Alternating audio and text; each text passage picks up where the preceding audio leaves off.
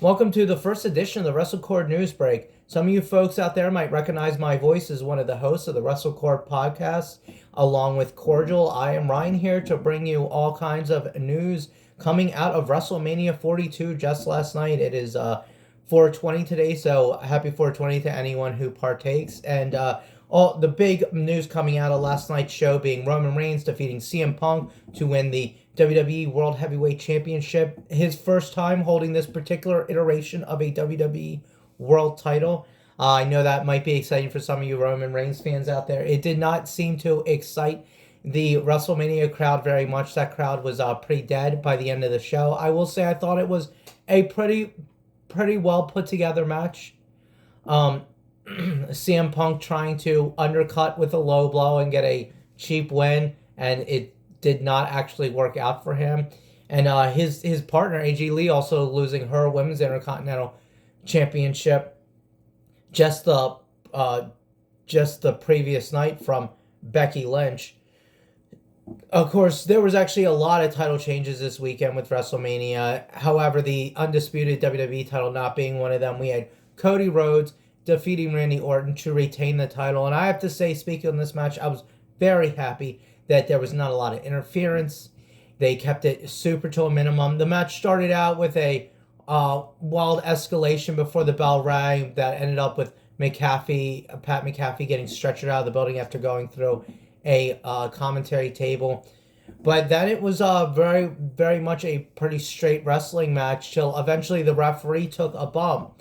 And we had Randy Orton covering Cody Rhodes and then Pat McAfee coming out wearing a referee's shirt and still unable to get the 3 count on Cody Rhodes. This very displeasing Randy Orton, who then decided to take his frustration out on Pat McAfee and with an RKO. So coming up with a bit of a creative way to fire Pat McAfee from his duties for the night. And then in the end, it was Cody Rhodes getting that victory. So I much preferred that over Randy Orton. I have to say, I've never been a Randy Orton fan. I've watched this guy since the very beginning. And past his pretty much legend killer gimmick early on in his career, in just the first few years of his career, I really did not quite get what Randy Orton's character is supposed to be or why I'm supposed to care about him. So I was very much happy to see Cody Rhodes retain the title on night 1 of WrestleMania. And like I said, so many titles changing hands. We had both women's titles changing hands with Liv Morgan defeating Stephanie Vaquer for the World Championship, and then Jade Cargill getting defeated by Rhea Ripley for the Women's Championship. We also had the Demon Finn Balor going over Dominic Mysterio, Trick Williams taking the United States Championship from Sami Zayn in a fun bout. But we had night 2 starting out with quite a unique opener, Oba Femi and Brock Lesnar, and I was very surprised at how quickly Oba Femi was able to cleanly dispatch of Brock Lesnar, puts him down for a powerbomb. I thought for sure we were getting a kick out, but no. And then after that, more interestingly, Brock Lesnar leaving his gloves and boots in the ring, teasing very much that this could be his last match, teasing a retirement, which there was a lot of talk going into the show about Brock Lesnar probably not losing to Oba Femi, as it seemed that him and Paul Heyman were very much pushing that Brock not lose any matches before his inevitable retirement match. And so with him leaving the gloves and the boots in the ring, could this truly be the end of Brock Lesnar's career in WWE? I'd say maybe for now, but I highly doubt that Brock Lesnar will not be getting back in a WWE ring again, or at least some wrestling ring in the future. I know there's plenty of companies that would shell out a lot of money to bring Brock Lesnar aboard, even if just for a one-night match. Some other news, Penta retaining his Intercontinental title in that big ladder match that involved Javon Evans, JD McDonough, Dragon Lee, Rusev, and Rey Mysterio. I was not surprised at all that Penta won. I did really like his entrance when he came out with that sort of Shao Kahn Mortal Kombat mask on. It looked great. And we also had, in night 1, Gunther defeating Seth Rollins. I think that's definitely the way you want to go with that. I will say Gunther is definitely looking way up there in years. The guy is looking quite old, and I think it's time to maybe not look at him as a future of WWE, but really set up more of these younger talents like they did in night 2 with people like Trick Williams and of course Penta retaining, but and not losing to maybe a Rey Mysterio or a Rusev, sort of the old veterans in that matchup. We had Becky Lynch defeating AJ Lee for the Women's Intercontinental Championship. So a bad night for the Brooks family, or a bad set of nights for the Brooks families at WrestleMania 42. CM Punk losing his World Heavyweight Championship, AJ Lee losing the Women's Intercontinental Championship to Becky Lynch.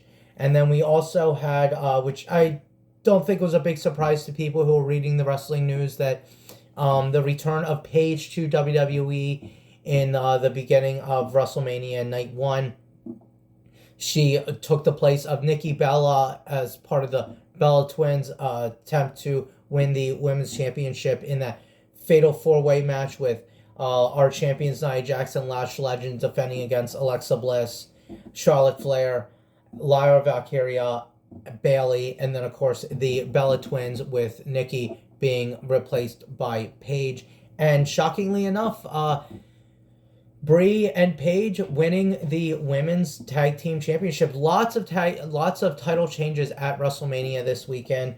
We also had a fun unsanctioned match with Jacob Fatu going over Drew McIntyre, so again pushing the younger talents in the wrestling world. There was a very underwhelming and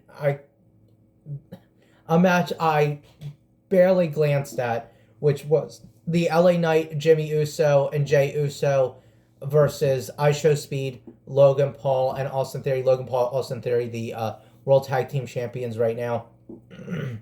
And then we also had, I think I said earlier, Liv Morgan defeating Stephanie Valkyria for the Women's Championships. And that was pretty much our whole lineup for Night 1. And so some fun stuff.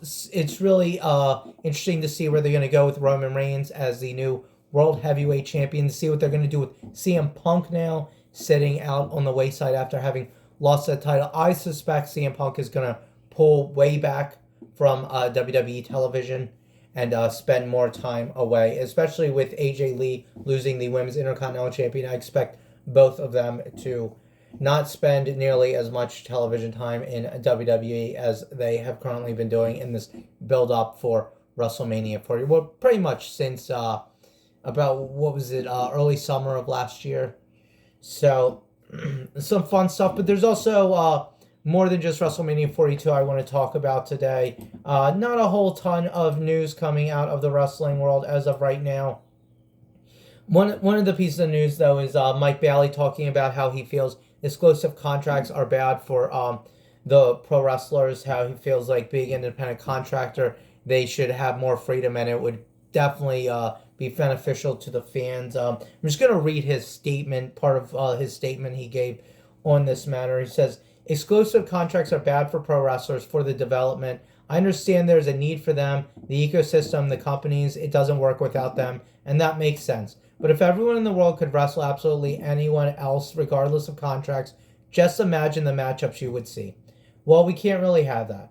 The closest thing we can have is what AEW is doing, partnering up with CMLL and New Japan Pro Wrestling and working together to showcase the best wrestlers from all over the world. I mean, it's been a problem in professional wrestling for a long time. So, I do agree with his sentiment that it would definitely benefit the pro wrestlers and even the fans to not have these contracts. I do understand how when you're AEW or WWE and you're taking these TV rights deals, how you need to be able to have guys to be on your show, and you, in building storyline, you need to have that involvement, and you need to have that guarantee of some kind that they're not going to just be gone next week. I think the extent of it in pro wrestling has gone way too far, and I think it's pretty laughable to call your wrestlers independent contractors when you treat them very much like employees with all kinds of exclusivity and things like non-compete clauses. this is telling them where they work, when they work. This is very much against the idea of what an independent contractor is supposed to be. So he also spoke about not thinking that English should not be a prerequisite for somebody to be a world champion in a United States based, or I guess North American based wrestling promotion.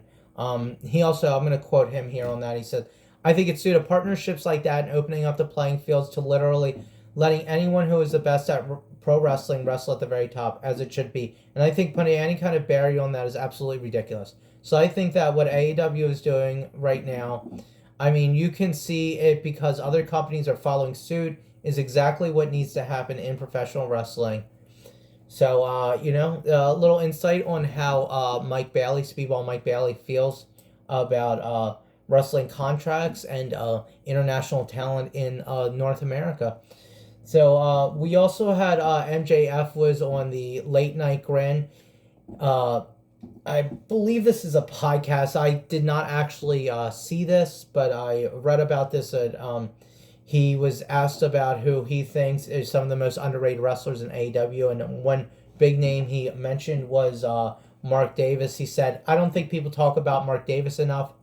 How's that? I think Mark Davis, and he's getting his flowers, but he's not getting enough flowers. That dude is next fucking level. He's probably one of the best big men in the sport right now. Not probably, I take that back. He's one of the best big men in the sport right now. And I would agree. I really enjoyed the match that happened between Mark Davis and Brody King. These are two big hoss matches. These matches tend to be very slow, plotting, which a lot of fans can find quite boring, myself being one of them. But their encounter, I believe it was on an episode of Collision, was really just took that idea of what two big men can do with each other to a whole new level. Super aggressive, super hard fought, and I really love to see more of Mark Davis. That pendulum pile driver he does is absolutely bonkers looking. He looks like he's gonna kill every guy he puts in it, and I would agree with MJF here. I think one of the best up and coming wrestlers in the industry right now, and So that's pretty much how we're going to end our news segment today. A nice, quick, short segment. The WrestleCord News Break brought to you by your host, Ryan here, and we hope to see you again next time.